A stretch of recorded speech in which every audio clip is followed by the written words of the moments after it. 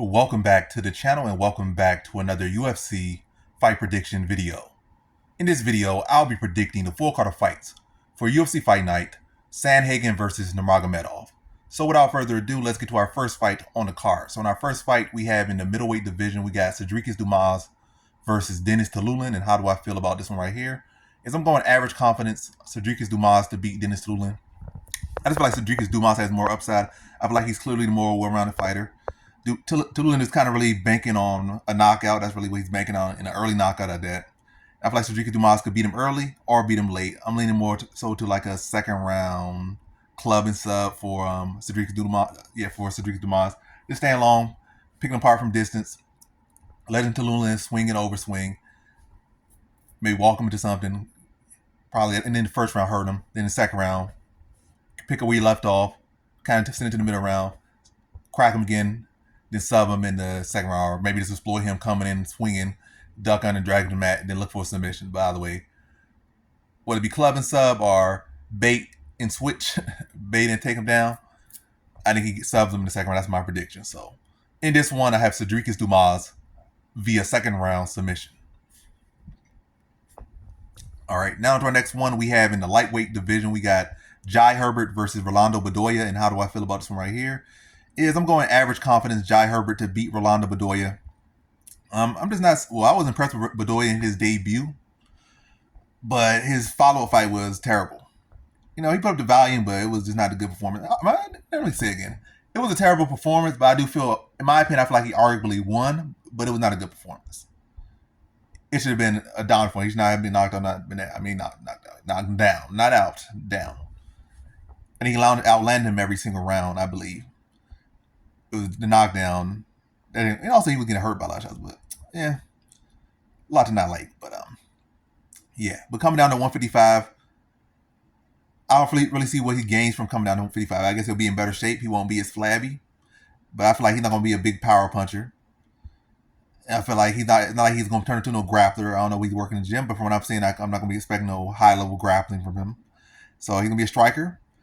That wasn't the greatest striker at a higher weight class. Now he's dropping down, and I don't feel like his technique's going to improve so much. But hey, and it's not like he come down and like, oh, he got bullied physically at 70. Like physically he got bullied at 70. But maybe the power. Maybe, again, in the last fight wasn't that he got so much outstruck. It was that his opponent just hit hard. So maybe that's a factor. So I can see it. But average confidence, Herbert. I think Herbert is the more technical striker. He'll still be longer. He'll still be bigger.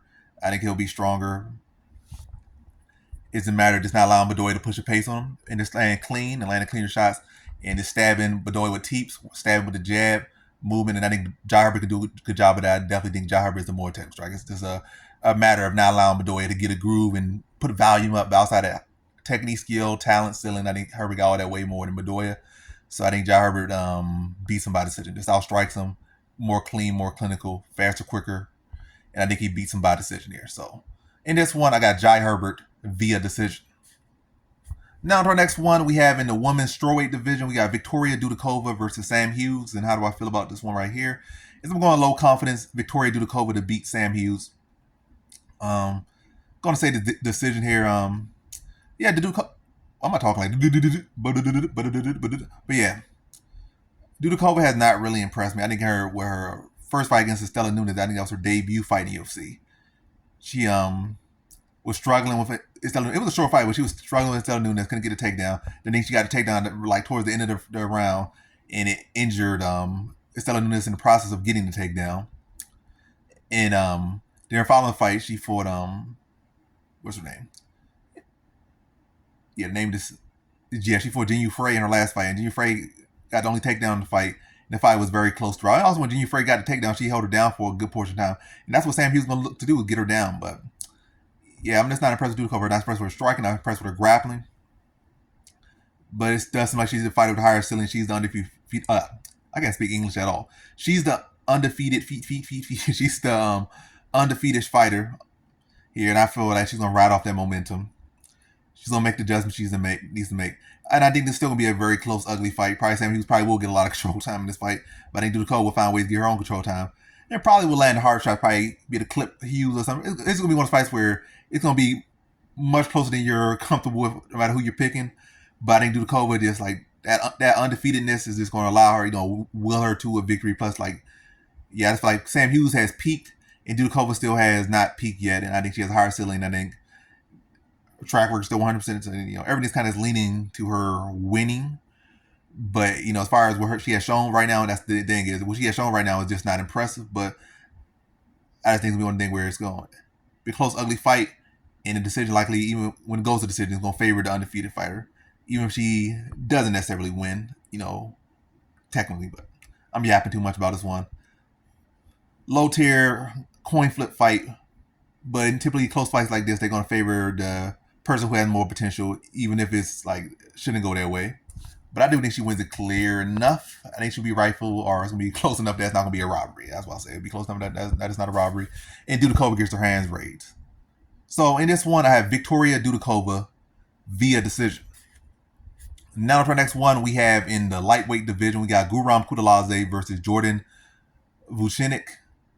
And how do I feel about this one right here? Is I'm going Jordan Vucenic, low confidence to beat Guram Kuteladze. Two high-level fighters. For me, I just feel like Jordan Vucenic has more dog in him. I feel like his defense a little cleaner. I feel like I would want him to fight off the back foot a little less in this one. I feel like it'd be better that he pushes Kuteladze on the back. I feel like Kuteladze caves in when you put pressure on him. Vucenic fights pretty well off his back foot, but I'm saying if you come in this fight, short notice, and you want to win in the UFC, make a statement in the UFC, you got to be a little more aggressive against Kuteladze. Some fighters would be good to do that style, be a little bit more on the back foot. But I would say in this match, it would be better that he would be on the front foot. But yeah, I just feel like Vucenic, from what I've seen from his fight, both these guys are high-skilled, high-caliber fighters. I would say, in my opinion, I feel like Kuteladze just looks cleaner, maybe overall, in my opinion. But being the clean overall fighter, it's a lot of guys that's cleaner overall that just don't make it don't go far. And not to say that, he's so much cleaner than Vucenic. Like, Vucenic just is borrow. Vucenic is a world-class fighter. I would say that. He's a world-class fighter. I would give him that. Kuteladze is a world-class fighter. But I feel like Kuteladze don't... Well, I'm leaning Vucenic because I feel like Kuteladze doesn't have a world-class mind, mentality. When the going gets tough, Kuteladze typically caves in. Maybe when somebody just trying to wrestle him like, was it Gamrot? He can deal with that. When he's getting hurt on the feet, I feel like he just mentally checks out. The feeling of actual danger. Like, I can deal with a guy trying to wrestle me. That's not much danger that I'm in danger of losing the decision. But when somebody like he's not going to cave to that. But I'm in danger of getting physically hurt. That's when he caves in. But yeah, I see this is a close technical decision. But I think Vucenic's going to be a little cleaner on the defense. I think he's going to land harder shots, and I think he's going to get the better reactions out of Kuteladze. Maybe hurt him, maybe even clip him at points, whether it be off the counter or whether it be when he's pressing. But a very, very close fight on probably at every category. And I see Vucenic getting his hand raised in the decision. I'm rolling my tongue. Like I can't even roll my tongue when I intentionally try to roll my tongue, but now so I'm speaking, I'm rolling my tongue. I don't know. Yeah. But yeah, I just think Jordan Vucenic's going to have that more ability to dig deep and pull the fight, out if he needs to pull it out. Like if it's a very close fight, he needs that third round, then he'll be doing that. I can't really trust Kuteladze to pull out a tough fight. So I'm going Vucenic here. So in this one, I got Jordan Vucenic via decision. Also, I feel like he didn't even win the Guram fight. I feel like that was a gift. Yeah. Now to the next one we have in the heavyweight division, we got Shamil Gaziev versus Don'Tale Mayes. And how do I feel about this one right here? I'm going Shamil Gaziev, average confidence to beat Don'Tale Mayes. I feel like Don'Tale Mayes still has the issue of giving up the front foot or going on the back foot too much. I think he has a tendency, or he's too comfortable doing that, or whatever it is about it, he does it too much. And Shamil Gaziev will fully be able to exploit that. Don'Tale Mayes still a guy that typically does not have power. He's been dropping. He knocked Andre Arlovski out with TK Andre Arlovski. I think he dropped his last opponent. So he's getting a little bit more power. I know it's for a time, but he had 7-10 fights in the UFC and not a single knockdown scored. I don't think he even rocked his opponent. And then now, he probably last 3 fights, he's got a knockdown and he got a TKO. So 2 knockdowns. And also, I think he hurt that opponent in his last fight. I think he dropped him. I think he hurt him another time in the fight, but he only dropped him once. But yeah, so his power's come along pretty well. He's still a developing boy. But I'm going Shamil Gaziev here. I feel like Gaziev will be able to put him on the back foot. I think Mayes will accept it too easily. And it's not like Mays has amazing wrestling. Who's that? Like that chunky, weird, creative fighter looking guy who Abduali or whatever dude named that little 5'8" fat chunky heavyweight that he got wrestled by. Yeah, his wrestling not the best, and he can't allow. Didn't that guy drop him too? I don't know, but yeah, I think Gaziev.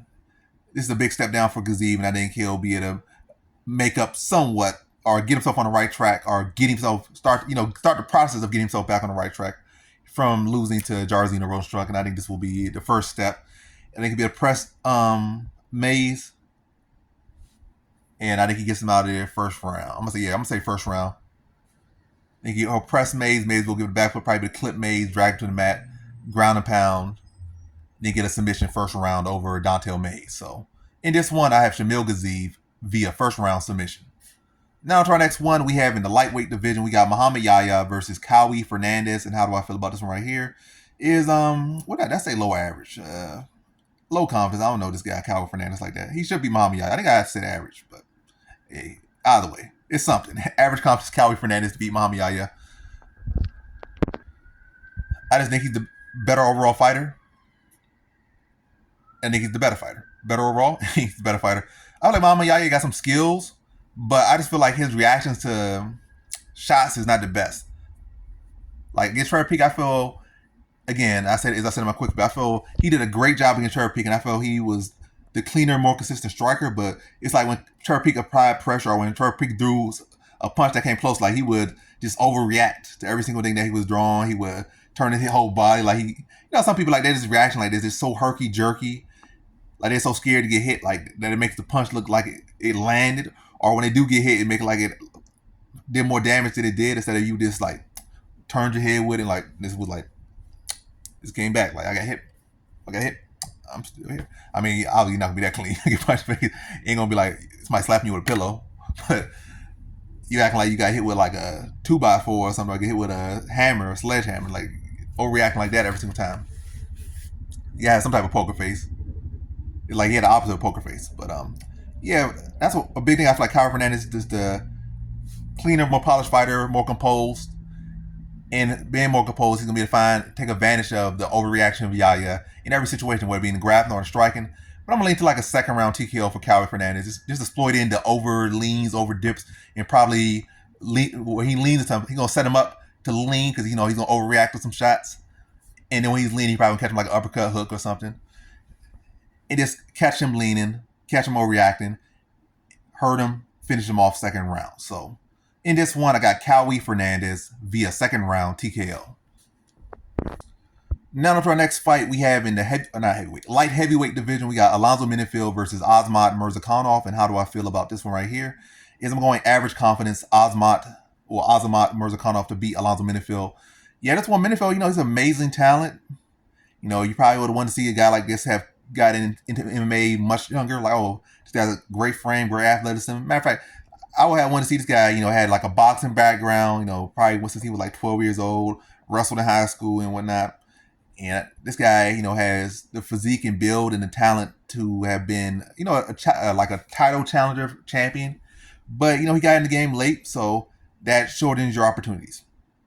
And also, like I said, he has the skill and the talent, the power, the ability, but his greenness and the fact that he did start late, it shows up in his fighting style and his performances. Like in the last fight, this rushing at a counter striker with a good hook, who has a good check hook. And he got checked hooked by OSP in similar situation. He rushed at a guy who has length, height, and a good check hook and good power, swinging, and you got knocked out. That happened before, rinse, repeat, it happened again. And rinse, repeat, I think it'll happen again. And I'm going to say with like first round TKO for Murzakanov towards the end of the first round, probably stand calm, stand composed. Menifield probably looking clean, composed. Like he probably gonna try to reel it in a little bit.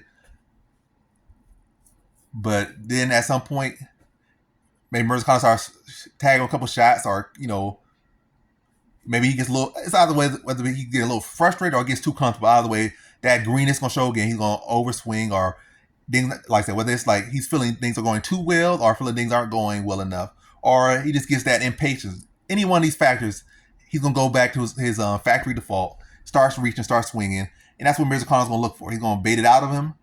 He's going to be looking for it. He's going to be patient and composed. He's not going to be the one that's so quick, like, oh, I got to throw 100 punches now.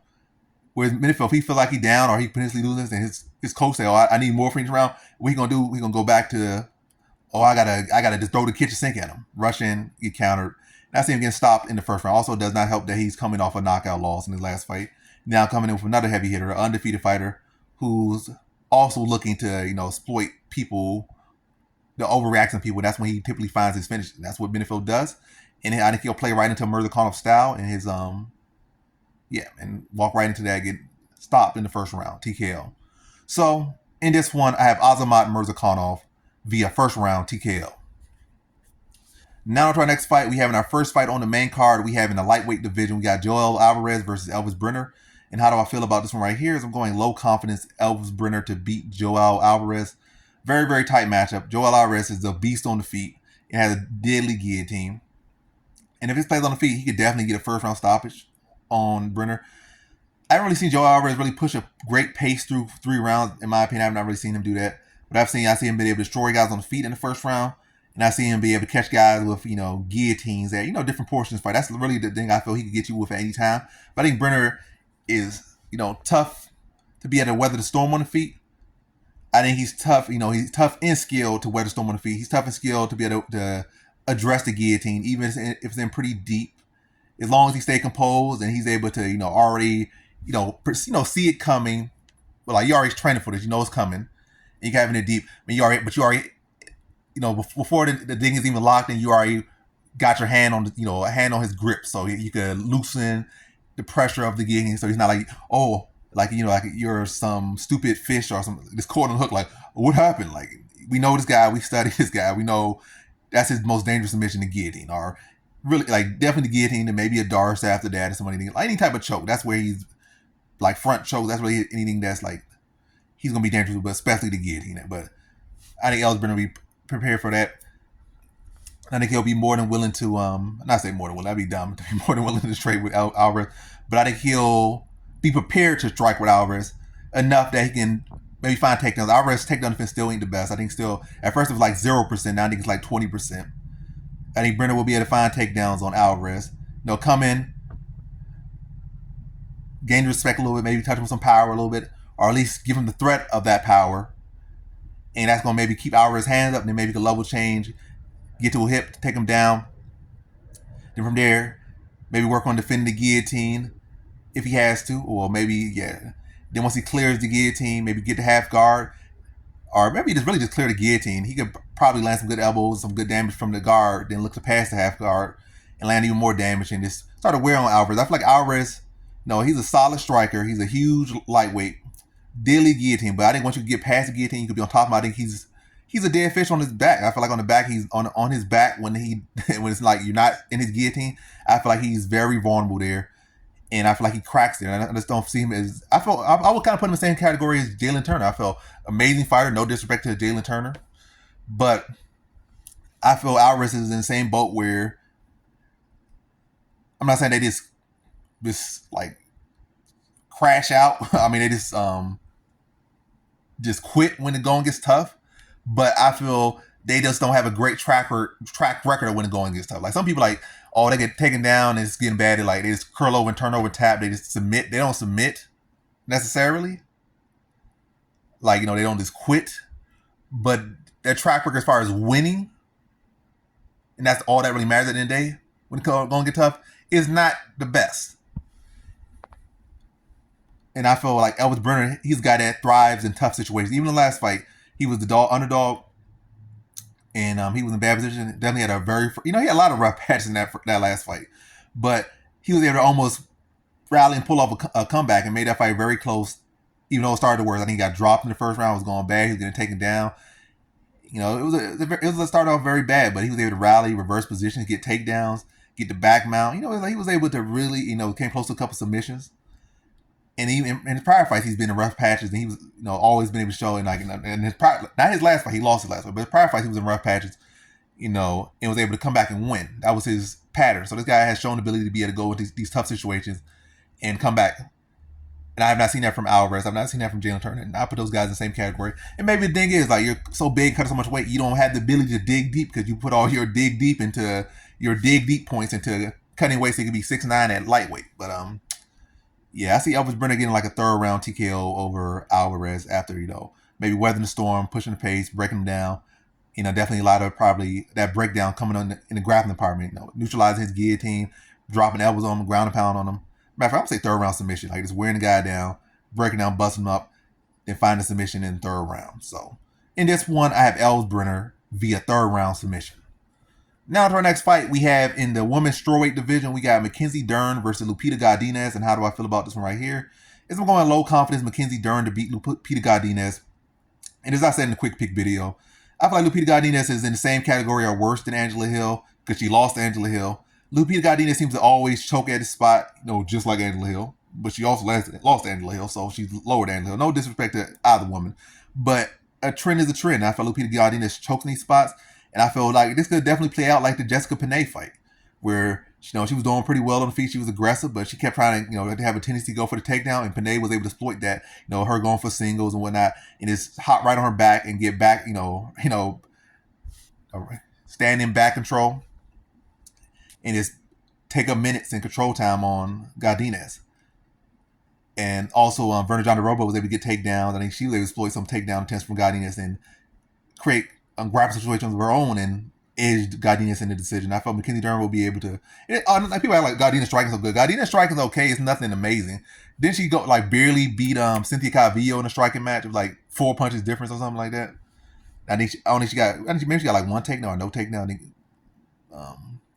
Calvillo got 2 takedowns to her 1 or something. But no insult to Calvillo either. But yeah, it's not like all I'm trying to say is Godinez is not some amazing striker.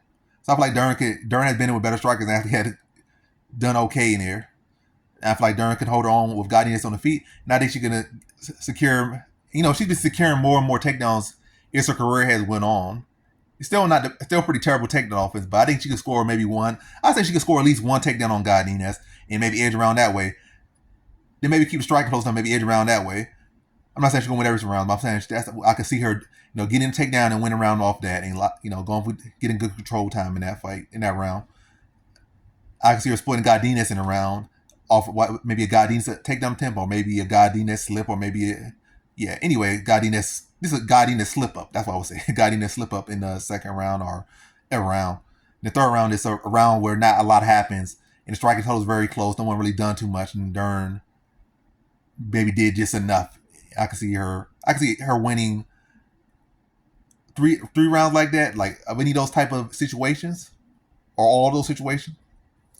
And I can see her at least getting 2 of those and winning this in a close decision. But yeah, gotta go Mackenzie Dern. I just feel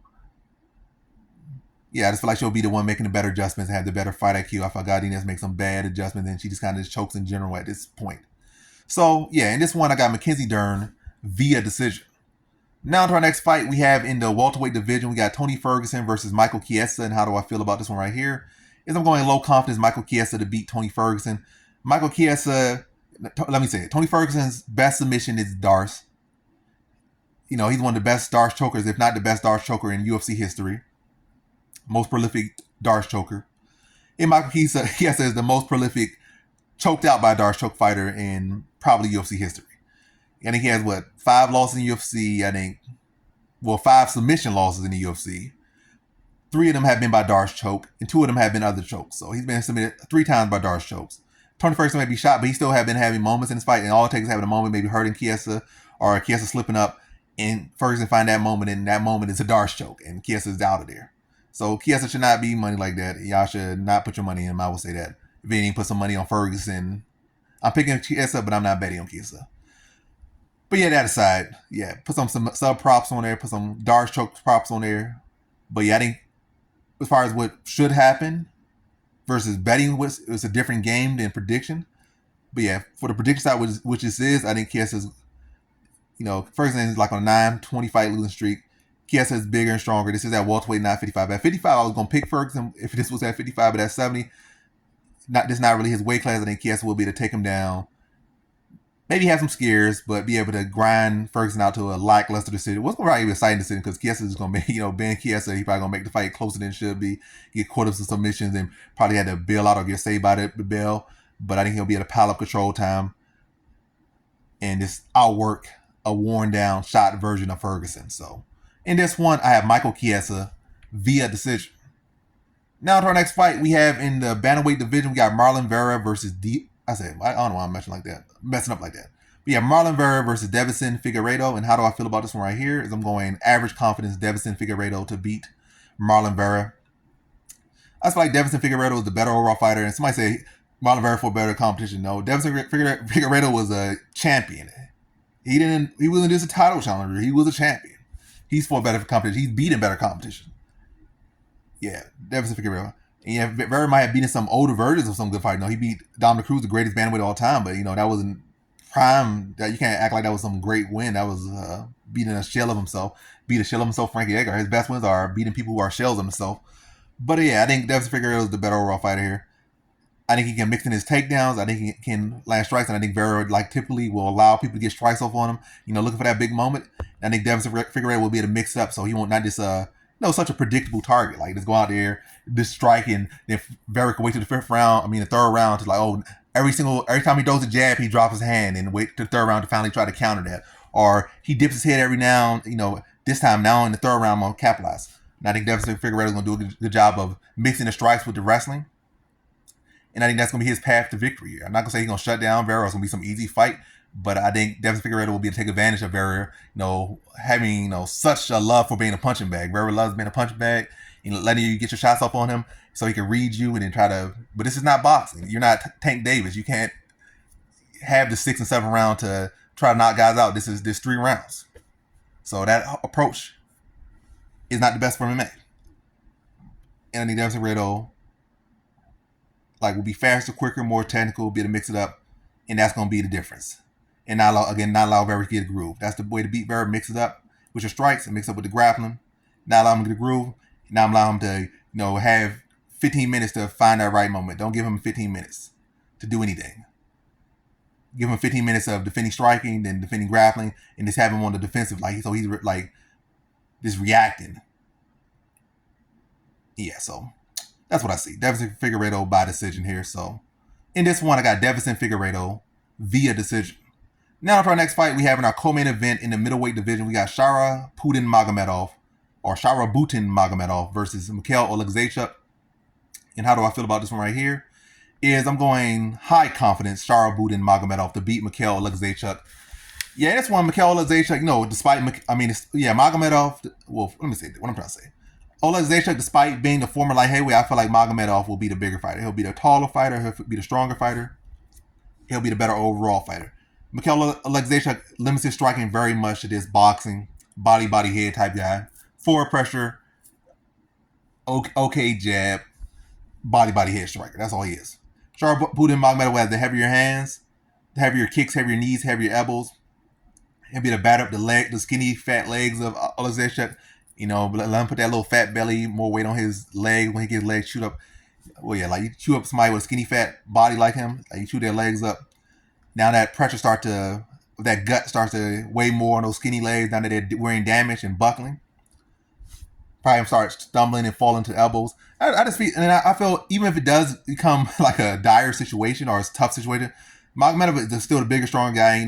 It's not like his wrestling might not be the best, but it's not something he neglected. We have seen him in grab to him. Not that impressive, but I think he'll be the better grappler and be the mixing takedowns if needed. But all I've seen is why I see him just chewing up Oleksiejczuk, being too fast, too quick, dynamic, powerful, bigger, stronger, better, more rounded.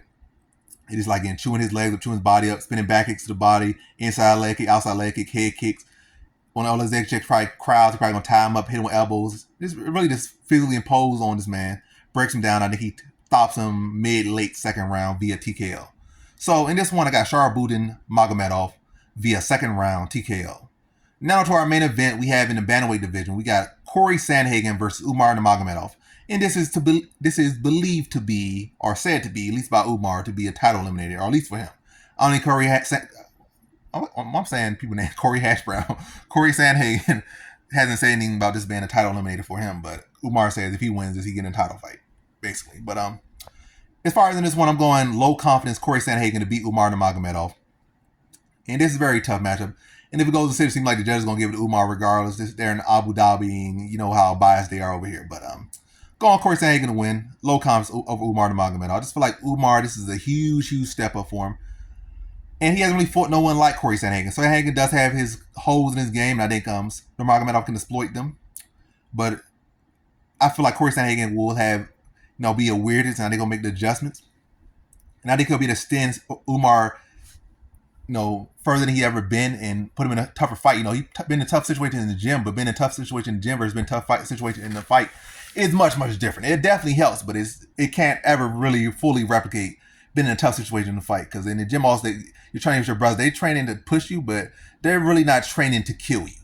Where you got out there, they're training to kill you. And when they really can push you to a situation like, oh, this guy really trying to kill me. He's really trying to kill me.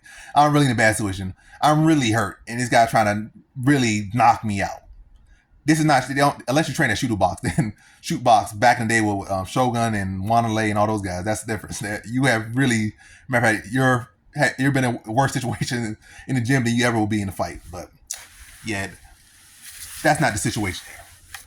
But I feel like Corey Sandhagen will do a good job to address the wrestling of Umar Nurmagomedov. I think he'll be able to mix it up, use his veteran experience, use his length, use his skills. And I think he'll be able to be inside out, mix up his stances so Umar don't just have a clear stance like, oh, I'm going to dive to his left, I'm going to dive to his right, because he's going to switch stance, he's going to switch angles. He's going to mix in the body shots.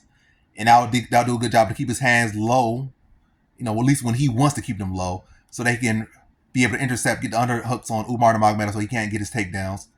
I'm not going to say he's going to shut all his takedowns down, but I'm saying that'll be a part of his game plan.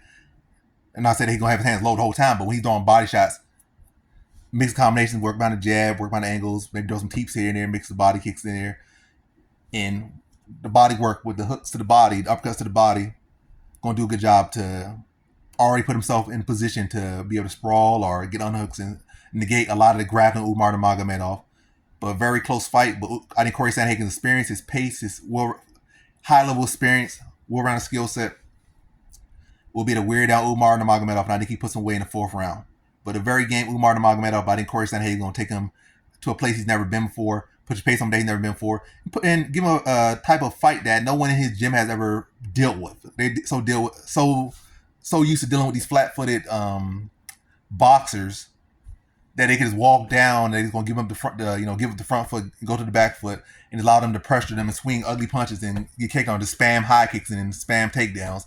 When he fight like a guy like Sandhagen, this is going to be quick and not going to allow you to play those sloppy games, put the pace on him and stop him for probably ultimately body shots. Where Nurmagomedov, he's not going to be able to so easily go to a safe haven that will be wrestling. And when his high kicks is not enough and his predictable strike is not enough, and he can't get his takedown, I think he's going to mentally check out. And I think Corey Sandhagen just puts it on him, sees it, and stops the young fighter in the fourth round via TKO. So in this one, I have Corey Sandhagen via fourth round TKO. And that concludes my fight predictions for the full card of fights for UFC Fight Night, Sandhagen versus Nurmagomedov. And as always, thanks for watching. Peace.